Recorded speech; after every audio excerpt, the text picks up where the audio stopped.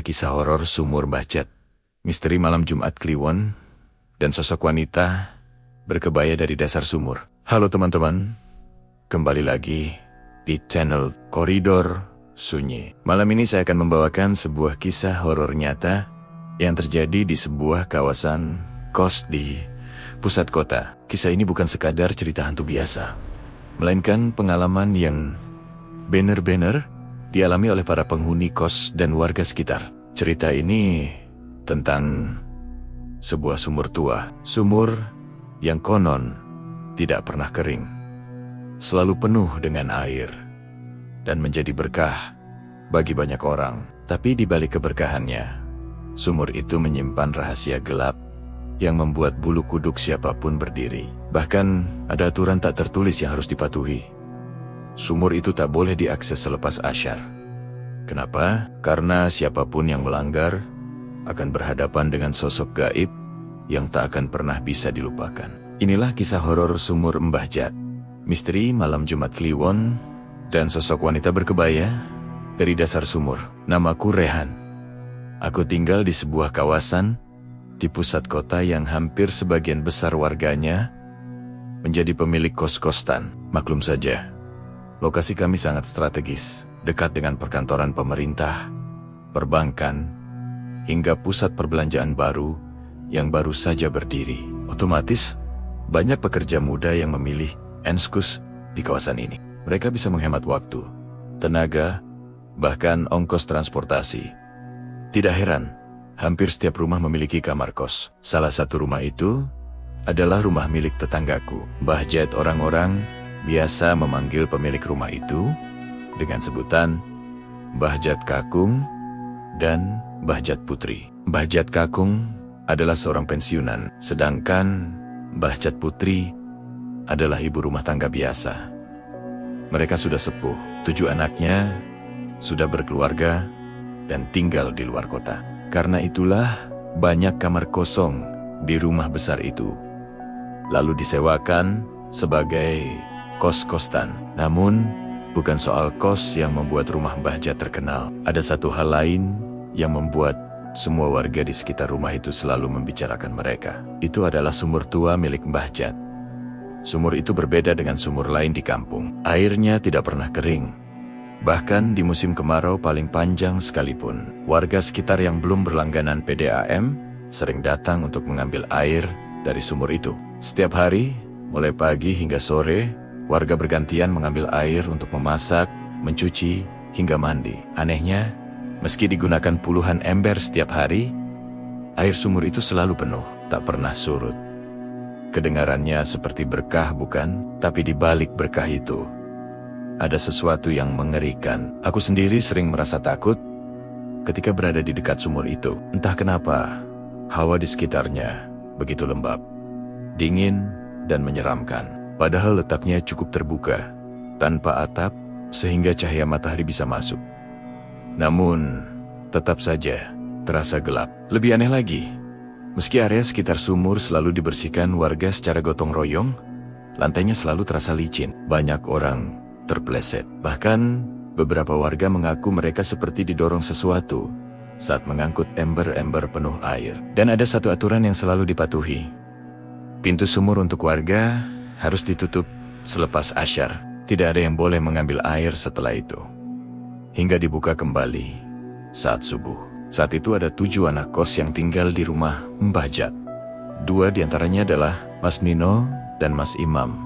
Mereka berdua bekerja di sebuah bank yang lokasinya hanya 5 menit dari rumah Mbah Jat.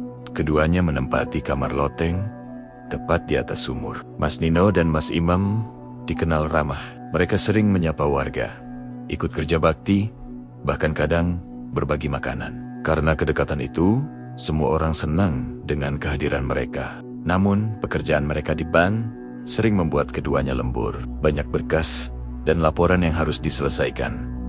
Hingga terkadang, mereka membawa pekerjaan ke kos. Lokasi kos yang dekat membuat mereka bisa pulang malam tanpa khawatir. Tapi siapa sangka, malam itu mereka justru mengalami hal yang paling mengerikan dalam hidupnya. Malam itu adalah malam Jumat Kliwon, hari yang oleh banyak orang dianggap penuh mistis. Selepas Isya, Mas Nino dan Mas Imam baru pulang. Seperti biasa, mereka membawa setumpuk berkas. Tubuh lelah, kepala penuh dengan pekerjaan. Sebelum mengerjakan tugas kantor, keduanya memutuskan untuk mandi. Kebetulan rumah Mbah Jat punya 2 kamar mandi yang letaknya bersebelahan dengan sumur. Kamar mandi itu hanya diterangi lampu bohlam 10 watt yang redup. Untuk menuju ke sana, mereka harus melewati lorong sempit dengan tangga kayu yang berderit setiap kali diinjak. Malam itu, lorong terasa lebih sunyi dari biasanya. Hanya terdengar suara jangkrik di kejauhan. Mas Nino masuk ke kamar mandi pertama. Mas Imam masuk ke kamar mandi kedua. Keduanya saling diam, sibuk dengan pikirannya masing-masing. Tapi tiba-tiba terdengar suara lirih. Suara perempuan yang seperti bersenandung. Nah, suara itu pelan. Lalu, semakin lama semakin jelas. Mas Imam yang mendengarnya pertama kali langsung berseru, "Hei Nino, kamu ngerjain ya? Ngapain ya nyenain di tengah malam gini? Jangan nakut-nakutin lah." Dari kamar mandi sebelah, terdengar suara Mas Nino menjawab, "Loh, aku kira kamu yang nyanyi." Keduanya terdiam. Suara itu masih ada, berasal dari arah sumur, tepat di samping kamar mandi mereka. Rasa merinding langsung menjalari tubuh mereka. Keduanya buru-buru mempercepat mandinya. Namun, tepat ketika keduanya membuka pintu kamar mandi hampir bersamaan, terdengar suara pintu kayu berderit. Dan di hadapan mereka, berdiri sosok perempuan misterius. Rambutnya disanggul kecil, wajahnya pucat pasi, matanya kosong. Ia mengenakan kebaya putih dengan selendang yang terjuntai. Dari tubuhnya tercium bau menyengat, campuran melati dan Kamboja. Perempuan itu menatap mereka, lalu tersenyum lebar, sangat lebar. Bahkan ujung bibirnya seolah mencapai telinga. Dengan suara serak namun jelas, ia berkata, "Saya yang nyanyi." Mas itu menggema di lorong sempit, membuat bulu kuduk siapapun berdiri. Mas Imam langsung berteriak, "Allahu Akbar!" Mas Nino refleks melempar handuknya ke arah sosok itu. Tapi begitu handuk menyentuh tubuh perempuan itu, sosoknya hilang. Hanya menyisakan bau bunga yang semakin menyengat. Tanpa pikir panjang, keduanya lari terberit-berit masuk ke rumah, meninggalkan kamar mandi dan sumur. Malam itu, wajah keduanya pucat pasi, keringat dingin membasahi tubuh mereka. Mbah Jat yang mendengar keributan langsung keluar. "Loh, ada apa Zo Undukle?" tanyanya dengan logat Jawa halus. Mas Imam terbata-bata menceritakan apa yang baru saja mereka alami. Sementara Mas Nino hanya diam, matanya masih kosong karena syok. Mbah Jat hanya menghela napas panjang. "Kulo sampun nati ngendika, sumur nikum boten kenging dipun kanggo sakwontenipun.